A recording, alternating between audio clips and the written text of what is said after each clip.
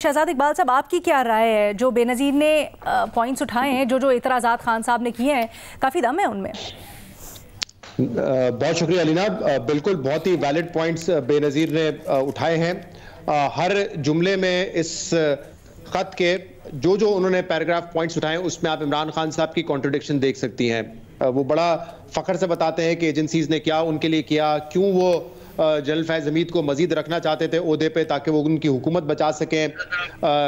ये भी वो बता चुके हैं कि नैब जो है वो किस तरीके से काम करता है और किसके अंडर काम करना चाहिए। बिल्कुल ठीक कह रही हैं। 2 महीने पहले गालिबन ये इंटरव्यू उन्होंने दिया था कि एजेंसीज का किरदार होना चाहिए, जबकि इससे पहले वो खुद ये भी कह चुके हैं कि जो फोन टैपिंग वाला मामला है उसमें उनको कोई एतराज नहीं है, और इसलिए एतराज नहीं है क्योंकि वो करप्शन नहीं करते। तो उन वज़राए आज़म को प्रॉब्लम होनी चाहिए जो कि करप्ट है, क्योंकि उनकी चोरी पकड़ी जाती है, और मैं क्योंकि करप्ट नहीं हूं तो लिहाजा अगर मेरा फोन टैप करते हैं तो मुझे कोई इशू नहीं है। लेकिन आज उसी फोन टैपिंग को वो एक इशू बना रहे हैं, जो कि गलत है। हम हमेशा कहते रहे कि इस तरह की जब ऑडियो लीक्स आती हैं, माजी में तो ये हमेशा एस्टैब्लिशमेंट करती रही है, तो ये नहीं होना चाहिए, किसी के साथ भी नहीं होनी चाहिए।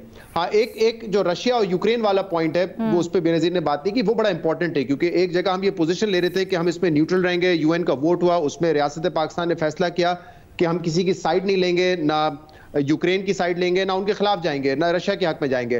लेकिन वो बाजवा साहब का जो बयान था वो ऐसा लग रहा था कि उस वक्त की हुकूमत के खिलाफ जाके उन्होंने एक पोजीशन ली थी कि उन्होंने कहा कि यूक्रेन के खिलाफ जो जंग की है रशिया ने तो वो गलत है।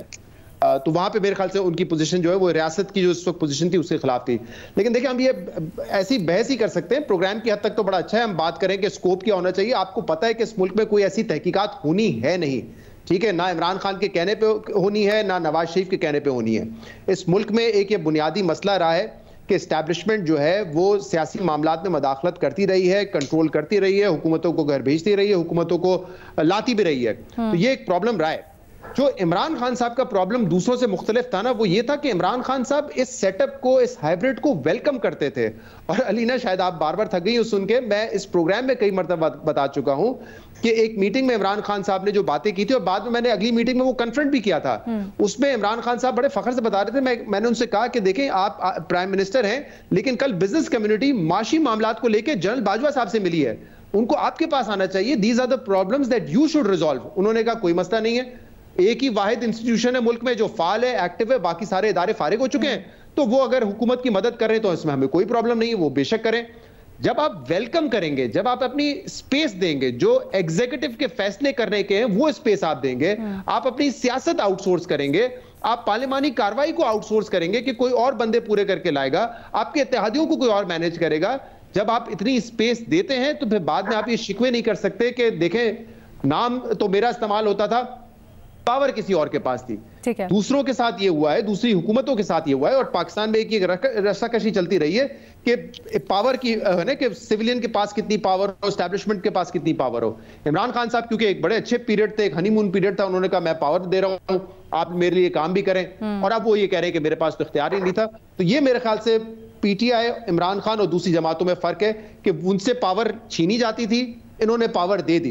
हाँ, ये जो सेटअप है इस वक्त, अब जो शहबाज शरीफ साहब की हुकूमत है, जो बिलावल भुट्टो जरदारी साहब इस वक्त पीडीएम का हिस्सा है, इसके बारे में तो आपने सुना है, मुस्तफा नवाज खोकर और इस जैसे बहुत से लोग कहते हैं कि ये तो हाइब्रिड रिजीम 2.0 है, और 100% है, क्योंकि यहां पे भी ऐसा ही हो रहा है। बहुत सारे मामलात हम देखते हैं जो एग्जीक्यूटिव के करने के वो नहीं कर रहे होते, बहुत सारे मामलात ऐसे हैं जो कि कर कोई और रहा होता है, लेकिन इस हुकूमत को आके मजबूरन उसकी ओनरशिप लेनी पड़ती है। तो ये, और आपने सुना है मेरे प्रोग्राम में राना सनाउल्लाह हो, तलाल चौधरी, उन्होंने कहा है कि भाई 28 नवंबर तक तो हमारी हुकूमत नहीं थी। मरीम नवाज ने भी ये बात कही है। हालांकि किसी तरह से भी जस्टिफाइड नहीं है, लेकिन इसकी वजाहत वो लोग ये देते हैं कि क्योंकि पिछले 3 सालों में इतना कुछ हुआ और उसको ब्लेटेंटली किया गया, तो अब it's only fair that we do it as well.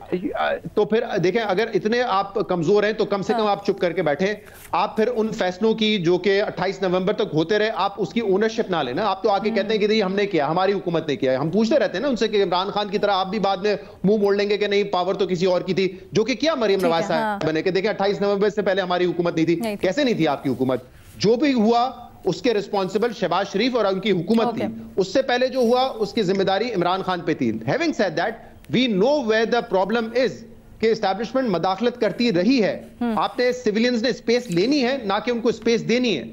देखिए ये पहली मर्तबा नहीं हुआ है। अब डॉन लीक्स वाले मामले पे परवेज रशीद साहब को फारिग किया गया, तारिक फातमी साहब को फारिग किया गया, इससे पहले सेनेटर मुशाहिदुल्लाह को नवाज शरीफ के दौर में फारिग किया गया।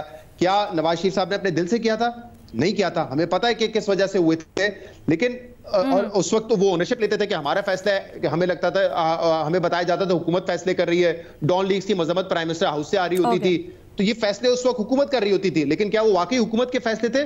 तो हमें इसमें रियलिटी देखनी पड़ेगी। कुछ ग्राउंड रियलिटीज हैं, लेकिन मेरा इख्तिलाफ इस चीज पे है कि अपनी मर्जी से कोई पावर ना दे।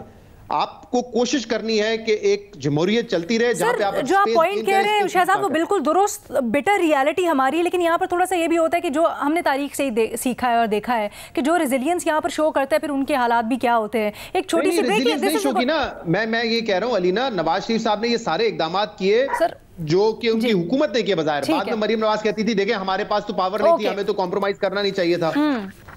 ठीक है।